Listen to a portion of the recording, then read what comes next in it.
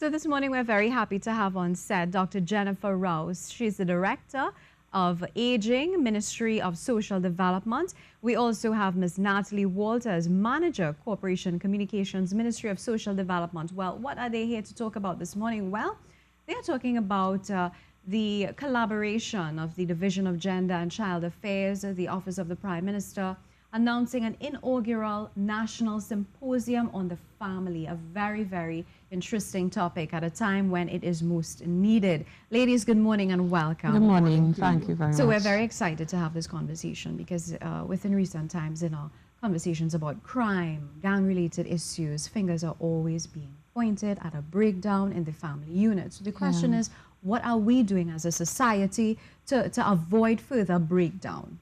So my first question, what is this inaugural National Symposium all about? All right. Well, the National Symposium on the Family it was established through the Ministry of Social Development and Family Services, really and truly to help to craft a national policy on the family. We believe that crafting a policy on the family will help to streamline and mainstream the functions of families in Trinidad and Tobago, because we realize, of course, after a number of years, the family, the dynamics have changed. And of course, there's need for intervention, there's need for a national conversation on the family and how we can support the family. So the symposium, the theme for it is building on what, of course, we know the family to be, the bedrock of society. So we're supporting families as the bedrock of society. Wonderful. Dr. Rouse, dynamics have changed. She said the dynamics have changed. Yes, considerably. Because what we see is that we are now an aging population. When a population is 10% or more of its total population that is age 60 and over, 60 being the baseline that was given by United Nations, then you know you're an aging population. And at the last population census, which was done in 2010, we saw 13.4%. And between then and now, that has grown into nearer 15%, because we envisage that by 2025, we will be 17.5% of our total population. That's a lot of people who are not only 60 and over, but retiring. But barring that, what has contributed to having an aging population is fertility rates have dropped and mortality rates have dropped. So you have a dynamic there where persons are living longer, because the average life expectancy of men is about 78 years, and the average for women is 81. That is extremely high. And then on the other hand, having low fertility rates, it means that families now have shifted from being extended, where I am like the last of 9. Now we have the nuclear family, single-headed households, surrogate parents. You have a whole compendium of different kinds of families and what we define as a family. And that has impacted directly on our older persons and elderly. Wow. Because it means now if fewer people are in a family, and I don't like to use the word burden, but it means that more is expected of fewer siblings to share in the support of an older relative. And then it brings into question the issue of the sandwich generation. Exactly. Yes. Those who have to take care of both their parents and their children. So let's talk a little bit about the structure of the inaugural National Symposium of the Family. What sort of structure is this going to take? All right. Well, it takes place over 2 days. We're starting off on Wednesday, the 27th of June. We're starting at 8 a.m. promptly. We are encouraging persons to pre-register so that we can make proper catering arrangements. But of course, at 7:30 on the 27th, we will still take some registration.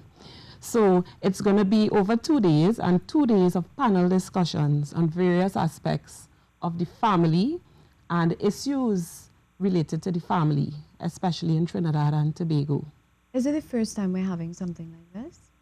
Well, in terms of the symposium, yes. I know that some time ago, because a national policy on the family was drafted some time ago, and of course a conference would have been held, a national family conference would have been held some time ago for that. So it's, in fact, the first time we're having the symposium on the family. Speakers, who are some of the speakers we can expect? Well, we have invited names like Professor Rhoda Braddock, All right. We've also been speaking to Gregory Sloan Seal.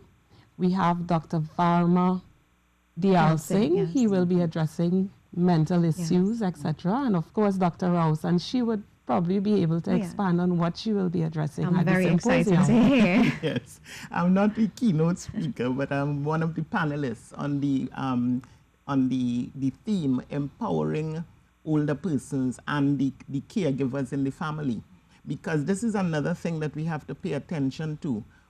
Since the Division of Aging came into being in 2003, when we did the first set of research and survey in terms of how many homes were there in the community, that was around 2004-05, we had at that time approximately 130 homes for the aged, some registered, some not registered, a loose arrangement.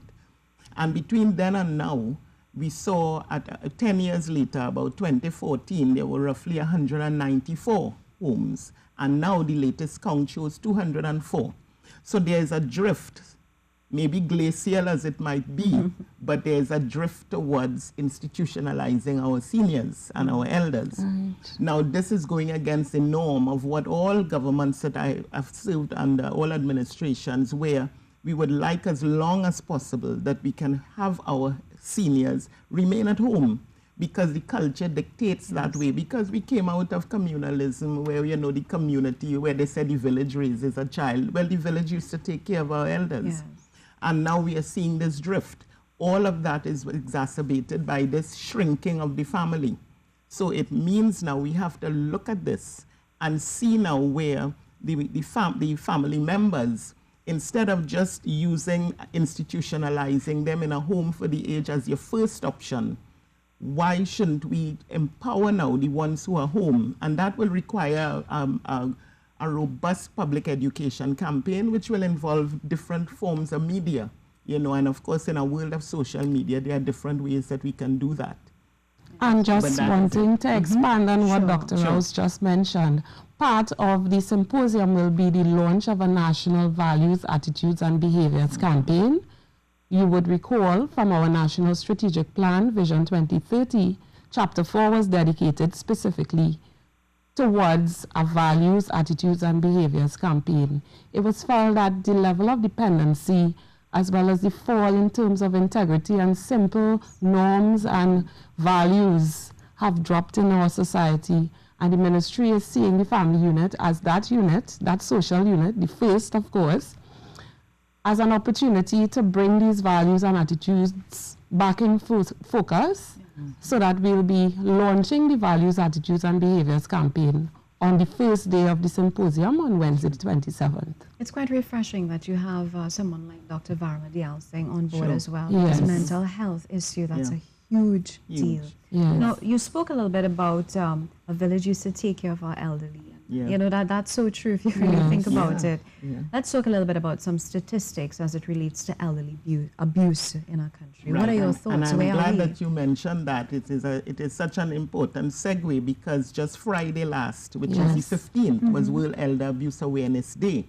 And we did have partnering with the Trinidad and Tobago Police Service Victim and Support Unit, which took the lead on this one, and invited me as the feature speaker to attend. And what was good about that, although it was directed to key stakeholders on the issue, it was held at the Adam Smith Square, because it was done in collaboration with the Woodbrook Empowerment Community, and it had a very good attendance, because it was part educating, because what we find with elder abuse is that where it happens in the home, we are not saying where it is happening more just yet, because the whole question of elder abuse is underreported at both at private residences and at institutional homes for the aged.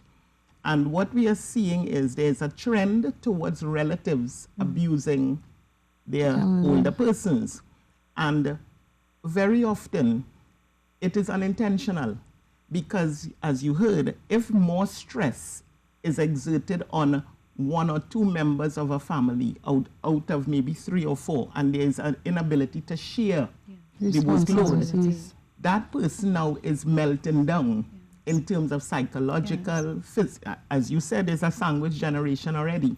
So you are juggling time.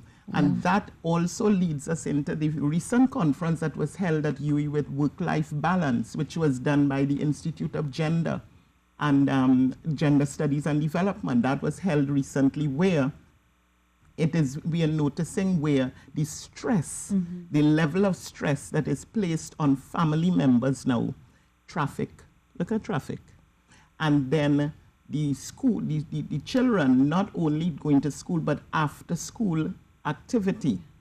And then you have to remember that you're elderly, who we are noticing now, when a last survey was done by Dr. Joan Rawlins, even though she had taken about 547, I think it was at the time, respondents to say how care is being meted out to the seniors, it was discovered then that 16% of the informants indicated, and these are the elderly, that they were lonely and depressed even though they were living in a household with other people, which is a different kind of loneliness where you're not alone, but you are ostracized, you're made to feel like a fixture, and because everybody is busy.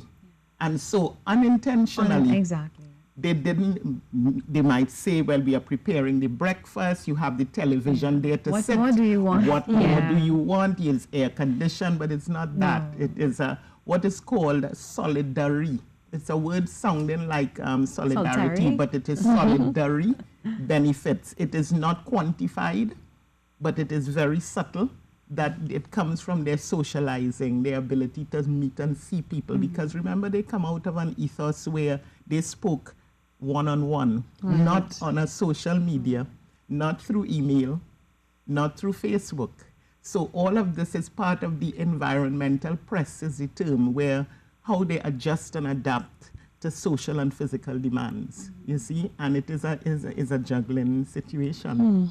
And then they have to be educated. And then we can introduce into this conversation some of their challenges like dementia. Definitely. Yes. And then training the loved ones and caregivers. And oftentimes the this. caregivers pass away before the person with the dementia because of the level of stress. And so it brings in another phenomenon called respite care, where you have to rescue sometimes the caregiver and give them a vacation, like a sabbatical, and say, well, either the caregiver stays and let somebody else see about the person affected, or you remove the person to the home or to a spa or somewhere that offers respite care, and then allow the caregiver now to go away and have a vacation, because their nerves are so on edge sometimes that they don't know what to do. Because remember, dementia and Alzheimer's is a debilitating illness. So as they see their relative going down, and then it comes to a point where the relative may not even recognize you, that is a death in itself. So how do you treat with those things? You know, we're hearing this conversation, and oh my goodness, well, what are your thoughts on the importance of something like this? And what's your long-term vision? Well, in terms of our long-term vision, in addition to making sure that we have what it takes to develop a national policy on the family for Trinidad and Tobago, we also want to be able to establish and mainstream the roles and functions of families so that persons are clear in terms of their role. We are in the process of developing also a national parenting policy. And of course, this policy will be part of the overall national policy on the family.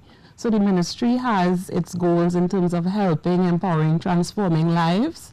We have our goal as the overarching and lead agency to help to bring functional families and to help to enhance families in Trinidad and Tobago.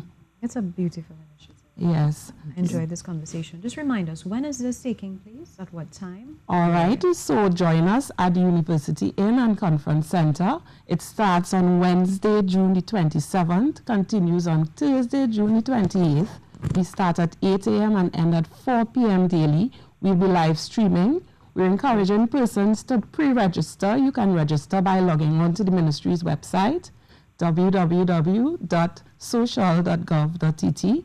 And you can also, of course, register in the morning of the 27th. So we're looking forward. We're calling all of those stakeholders who are interested in families and building resilient families in Trinidad and Tobago. We're calling on them, students, We're calling even Dr. Rouse's stakeholder groups, NGOs, CBOs. We're calling on all of you. Please register and join the conversation. This is to take Trinidad and Tobago one step further in terms of preserving family life. Wonderful. Thank you so much. You're most It's welcome. been a pleasure chatting you. with you ladies. Dr. Jennifer Rouse, Director of the Division of Aging, Ministry of Social Development, and Ms. Natalie Walters, Manager, Corporation Communications, Ministry of the Social Development. Well, thank you so much, ladies. It's been a pleasure. We look forward to many more conversations like these. Keep up the great job. We take a short break. A lot more when we return. Stay tuned.